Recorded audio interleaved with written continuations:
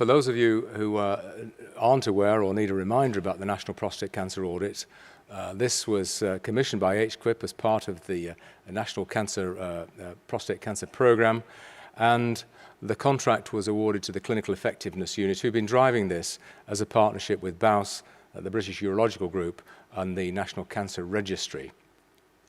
The audit began in 2013 and is running for a minimum of 5 years, and I hope you'll be able to see that the data generated will be a fund of data which we can use well beyond 5 years and line up with other data which is being collected. This is the project team. Jan van der Mullen is head of the Clinical Outcomes Unit at the Royal College of Surgeons. We have a couple of urologists, myself and Paul Cathcart.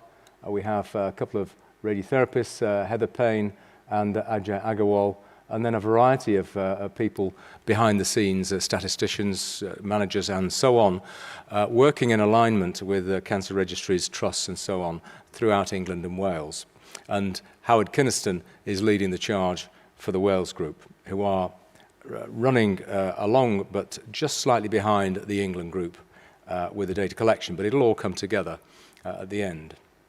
Now, the aim was to assess the process of care and outcomes in men diagnosed with prostate cancer in England and Wales, and the key audit topics were staged, the service delivery and organisation of care, characteristics of newly diagnosed prostate cancer and how they were detected, the diagnostic and staging process, planning of treatments, and then one of the most important things was the patient experience and health outcomes from patient-reported data 18 months after diagnosis, and I'm going to show you a little bit of that towards the end of this presentation.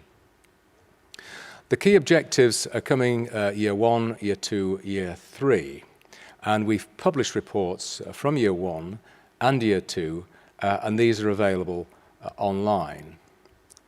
The key objective in year 1 was to carry out an organisational audit of prostate cancer in England and Wales, to analyse the existing data from 2006 to 2008 to provide comparative background data for the rest of the audit, and to design a national data collection system and produce a minimum data set. This was published in November 2014. It's available as a download from the NPCA website. The website address is in the bottom left-hand corner as you look at it. Now, from that report in 2014, we have some very interesting data. So if you look at the provision of diagnostic and staging investigations across England and Wales in NHS hospitals, you can see there are some interesting figures relating to multiparametric MRI, which is a big topic from this morning. So you can see that at this point in time, only 3/4 of hospitals in England and only 60% of hospitals in Wales had MRI available to them. I suspect this figure has moved on now.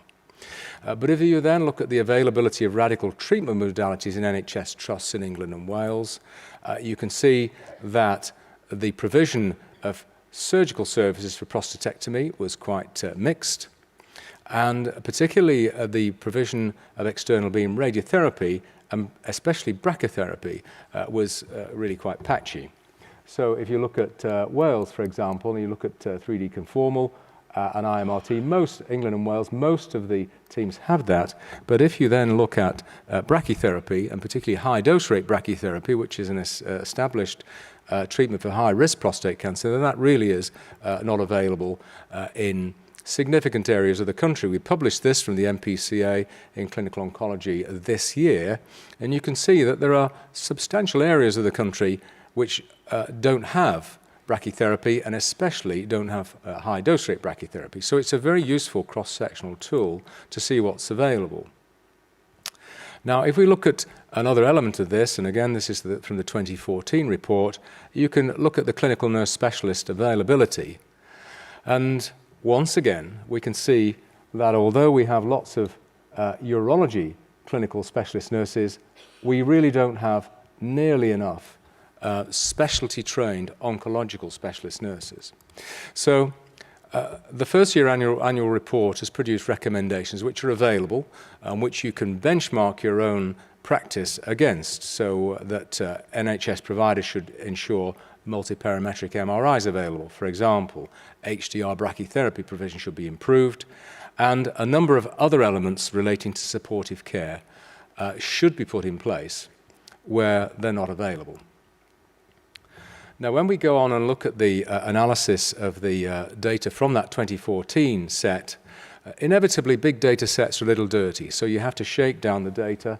We start off with 94,000 just over here, cancer registry prostate cancer patients. We have to exclude patients where data is not available, but we have information which is usable on about 41,000. This is from the first year report. And that enables us then to look at and compare data from the second year report. Now, this collected data prospectively from newly diagnosed patients in 2014 and has continued throughout the audit. So we've got data now from all prostate cancer patients treated between 2014 and 2015. Newly diagnosed during the initial phase of their treatment. There's a significant burden of data collection on staff, of course, but it does yield very useful and important results to see exactly what the state of play is in the UK and compare the shift in practice that's happened during that time. Now, don't try and read these forms. Some of you will have seen them, but they are going into all of your trusts. We have a surgical data form and a radiotherapy data form, and you can see by the very nature of the density of the text that this is quite detailed information that's being collected right across England and Wales. And again, a big data set, inevitably a little dirty. We start off with just under 150,000. We have to exclude data on the basis of lack of availability or inability to trace it, but we still have data on over 89,500 men treated in England and Wales. And again, this is published in the 2015 NPCA report, which is available for you to read. Now, just to give you a snapshot of what this looks like, now this is the proportion of patients with locally advanced and advanced prostate cancer in addition to the mixed group at the time of diagnosis. And you're able to see just where you sit. So if you take locally advanced in yellow and advanced here in purple, you can see what it's like in the north of England. You can shave that down to Mount Vernon, Merseyside and Cheshire, Greater Midlands and so on. You can see that there is relative uniformity across the country, but there are significant differences between different areas. And if you then look at another data set, the proportion of patients with low risk localized prostate cancer undergoing radical prostate cancer therapy, data on just under 10,000 men diagnosed between 2010 and 2013. And what again is striking is that there are significant differences. So if we take Greater Manchester and Cheshire here, we can see that we are an outlier for treating low-risk prostate cancer patients. And we've been able to look at this and ask ourselves the question, why are we treating so many men with low-risk prostate cancer patients? Here's another one. This is Guildford. And so it does enable us to look to see what we're doing, get a cross-section of the country, but it also enables us to compare with the previous data set, which I've mentioned. And what we can see from that is that if we take the 2006-2008 data, where 28% of men with low-risk prostate cancer were receiving radical treatment, across the patch between 2010 and 2013, this has come down to 13%. So we are, as a country, moving in the right direction. Let's have another example. This is the proportion of patients with locally advanced prostate cancer undergoing radical prostate cancer therapy. This is 27,500 men, again, treated between 2010 and 2013. And again, we can see that the trend is going in the right direction. 27% of these were treated in the earlier period, 47% between 2010 and 2013. And I suspect that this figure is now even higher.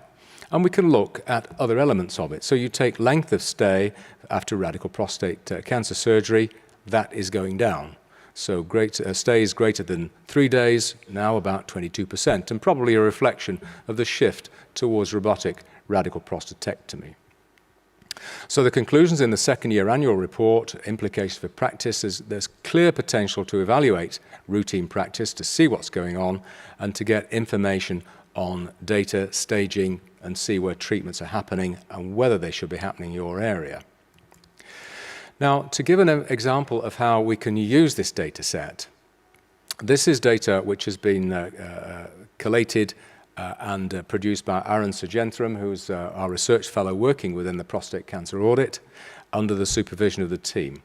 And this is a development of performance indicators measuring complications following radical prostatectomy. So the aim here was to see if we could develop a validated performance indicator based on urinary complications within 2 years of radical prostatectomy. So men who'd undergone surgery, 2008 to 2012, were identified and matched with HES to look to see what had happened in relation to urinary complications or admissions for further procedures. So we had data on over 17,000 men, and about 2,700 had experienced at least one urinary complication, either stricture-related, incontinence-related, or other, requiring a hospital admission. And when we drill that down to individual trusts, what we can see is that the urinary complications are identified in administrative data are a valid medium-term performance indicator following radical prostatectomy. And we have a funnel plot which we're able to plot of all the different trusts to see how they perform in relation to procedures 2 years down the line. The occasional outlier here, most within a pretty tight confidence interval, but we can get that right down to individual surgeons. And so this is the value of a large data set which can be put alongside HES-related data and other data, such as the BAUS audit data, to see how we're doing. Now, we're into year 3, and we've got data from individual patients. And this is data collected at the 18-month time point after treatment with radical surgery and radiotherapy. We've got a very large amount of data returned from patients. This questionnaires are sent out to individual patients. The overall response rate, which is very high for a data collection, we've got the first 6 months, I'll show you a bit of this, is 75%. And we'll be publishing this in December. So we wanted to get all the data from patients undergoing treatment for localized disease. Again, a detailed questionnaire gone out to patients, and this is the design of these questionnaires has been on the basis of validated data collection instruments. I'll just nip through this to give you a flavor of the data. So far, and this is the first 6 months, we have 3,000 patients diagnosed between 2010, 2013 and treated who've had the data returned. And we can see what the ethnic mix is, we can see what the comorbidity is, and we can see what kind of surgery they've had, laparoscopic, open, some patients who didn't know, significant number, and also with radiotherapy, and we're able to match these data sets with outcomes. And these are the kind of findings that we see.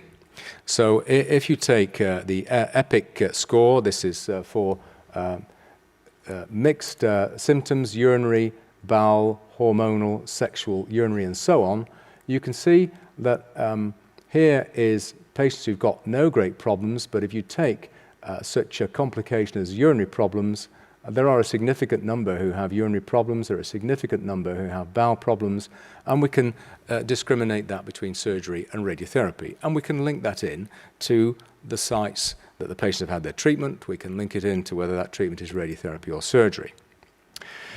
We think we're doing pretty well. Actually, in some areas, we're really not doing that well at all. This is sexual function. And you can see the question, how would you rate your ability to have an erection immediately before your prostate cancer during the last 4 weeks? And if we take very poor or none, you can see that 18 months on, after laparoscopic and open surgery, despite what you read in the press, we're really not doing that well when it comes to preserving sexual function. And this data will be available to you. It's coming in. We are on schedule to complete the 2016 report in December. It's a fundamentally important national resource. It'll be available for years for use for you, the urology community, for patients, and so on. So keep on sending in your data. It is going to be very valuable. Thanks very much.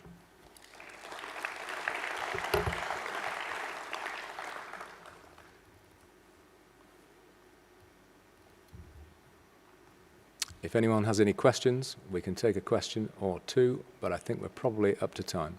One question. Caroline. Thank you. This is really great work, really great work.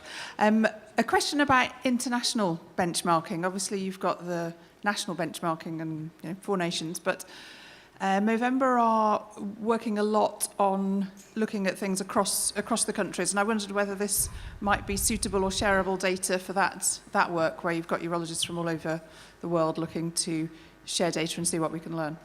Absolutely, and I think this is fundamentally important, and indeed it is something that's going on in cancer trials. So the meta-analysis of Stampede was a sharing of data from North America and France.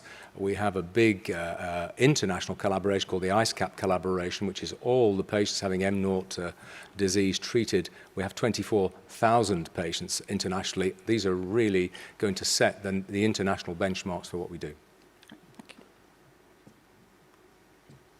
Thanks very much.